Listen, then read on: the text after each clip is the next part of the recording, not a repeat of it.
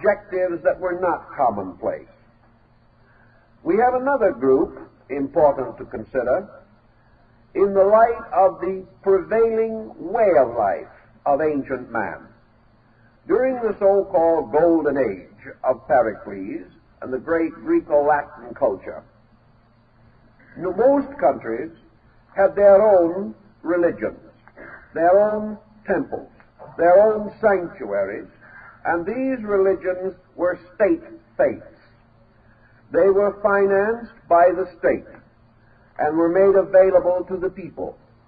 The citizen of a country in good standing therefore worshipped the gods of his country, defended them, and sought from them such help as he might need. In those days, the general attitude of mankind on religious matters was to the effect that the religion and the state were identical. Any attack against the state was an attack against religion. Any opposition or attack upon religion was an attack upon total society. Therefore, what we commonly call today intersectarian squabbles could not exist. The individual was born and raised within a national or community religion. Because of this factor, he expected other states or communities to have their own faiths. If he journeyed into another area, he generally remained courteous to the deities of that region, and seldom attempted or even contemplated any missionary or evangelical attitude or procedure. It did not occur to him that it was right or proper for him to attempt to change the basic faiths of the nations in which he visited or traveled, nor would he tolerate others coming into his areas and attempting such procedures. It would seem, therefore, that these areas would remain very much isolated, and that religious unity would be next to impossible. The appearance, however, has deceived many persons, including scholars. The facts were somewhat different. Behind the state religions of these different areas were always the secret societies. These were composed mostly of scholars, philosophers, sages, travelers, educators, persons whose knowledge of their own religion and the religions of other peoples exceeded that of the average citizen. Therefore, these various faiths, apparently isolated, were bound together by a network of mysteries, or schools of common initiation. And a traveler on the level of the secret society, journeying from Greece to Egypt, found that he was not traveling from one religion to another, but from one interpretation to another. He was therefore constantly reminded that in the core of things, the gods of all these groups were identical deities, known under different names, worshipped with somewhat differing ceremonials, but dedicated to the same principles, and the sciences taught in these different groups were identical, and the arts and the general knowledge were shared by all, regardless. Therefore, Pythagoras, 600 years before the Christian era, traveling throughout the world, visited and was received hospitably and lovingly by over 20 religions, each of which accepted him without question and accepted his knowledge without question. Consequently, the general archetype behind this situation was that the local deities were bound together by a larger interpretation, and that those who entered the secret societies became interreligious in their thinking. For this reason, actual war against any person or group, because of religion primarily, was exceedingly rare, almost unknown. You did not declare war on a man's faith. You might oppose his political structure, which incidentally, of course, included his faith. You might desire his territories. You might seek to gain his wealth, but you did not openly declare war against his God. This was a situation which in many respects resulted in more favorable situations after a period of hostility. When peace was restored, the God concept set in again, and the divisions that might have been otherwise irreconcilable were often mended in this way. Secret societies, therefore, served a great number of purposes and were more widely and generally used than we recognize. In Greece, every free person, man and woman, was entitled to initiation. Consequently, it was not uncommon at the rites of Eleusis in Attica for 25,000 persons to be initiated at one ceremonial. It was therefore not merely a small group, but the whole of the cultural pattern was invested in these principles.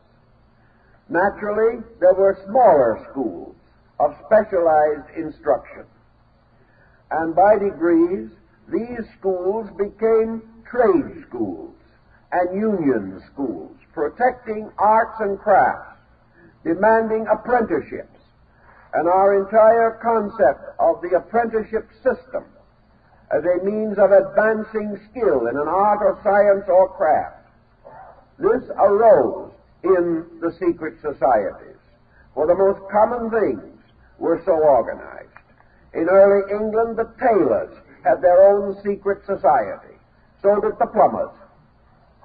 Secret societies were not left entirely to abstract speculation. Men had a certain pride in their own achievements and a certain sense of responsibility for the quality of their work. In those days, this responsibility was invested in guilds, and guilds were an outcome of classical secret societies. It was the guild that instructed the apprentice, gave him the choicest secrets of his profession or trade, and bound him with obligations to use this knowledge constructively and honorably. It was therefore a most signal offense against society and God to shoddy the workmanship, to use inferior materials, or in any way to misrepresent a contract. The God concept still occupied the mind of the guild masters. Each meeting of the tailors and the plumbers and the shoemakers and the tinsmiths, each meeting was opened with religious ceremony. Each meeting was closed with prayer. And during the period of these meetings, when matters of common concern, of charity, of taking care of needy or impoverished brethren, whenever these matters were examined, it was in a sanctified atmosphere of dedication, and to each of these guilds, deity represented the peculiar guild master. In other words, of all the shoemakers, God was the great shoemaker. Of all the tinsmiths, God was the great tinsmith. Of all the architects, he was the sovereign architect of the world. To all the physicians, he was the master of healing. Each in his own way, therefore, developed a guild faith, a faith based upon performing his normal human activities, his trade, his profession, as a sacred service, as a dedicated recognition of his responsibility to society. And whatever he did that was useful and helpful to others was a form of religious sacrament. The development, therefore, of great projects with comparative smoothness of procedure marked that time, in a day when great mausoleums, temples, palaces, and tombs required from 50 years to 500 years for their completion. The work proceeded in an orderly manner. It was hardly necessary to inspect the work. The masters of the guilds inspected the work themselves and were more critical than any outsider could possibly have been. Also, they regulated the wages of the workmen. They held the various religious meetings that were necessary.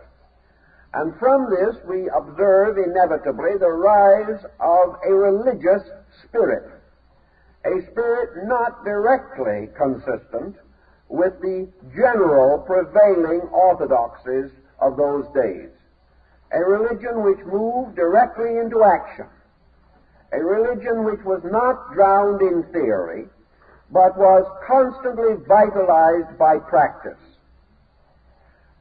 Thus, religion itself passed through certain modifications. The guild masters did not leave their faiths. Very often they met in the chapels, temples, cathedrals, and churches of their religions.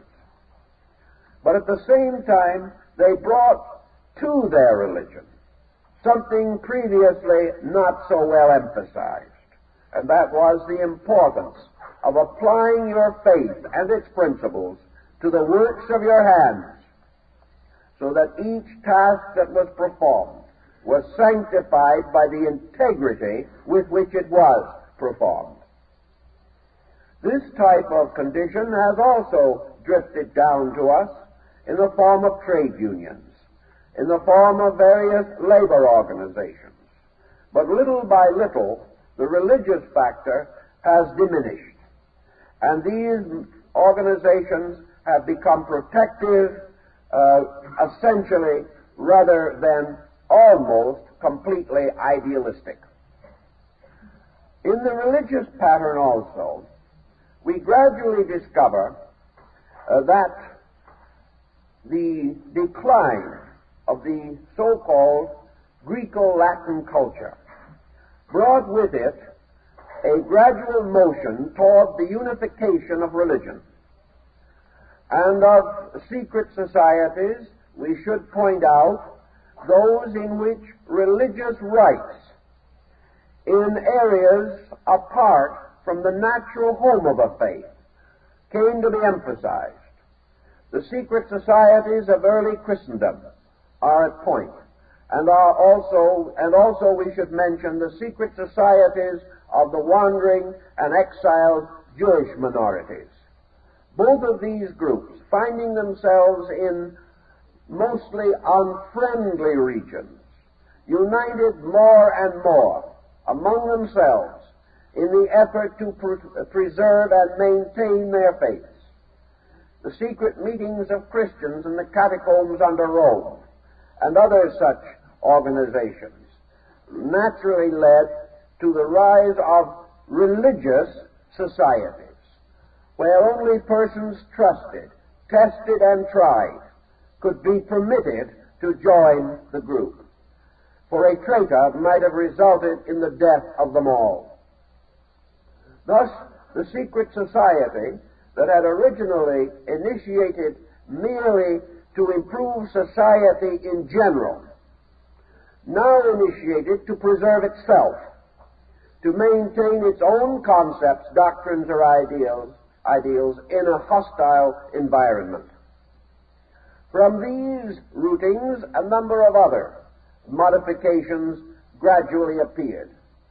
After the rise of Christendom, and it passed into a more or less positive relationship with society, the non-Christian minorities, who had once dominated, also found it expedient to organize against the rising power of Christendom. Thus we have a number of fringe organizations preserving their non-Christian identities for centuries after the rise of the church. They accomplished this by the use of the greatest secrecy and with due caution against the possibility of their true projects being discovered.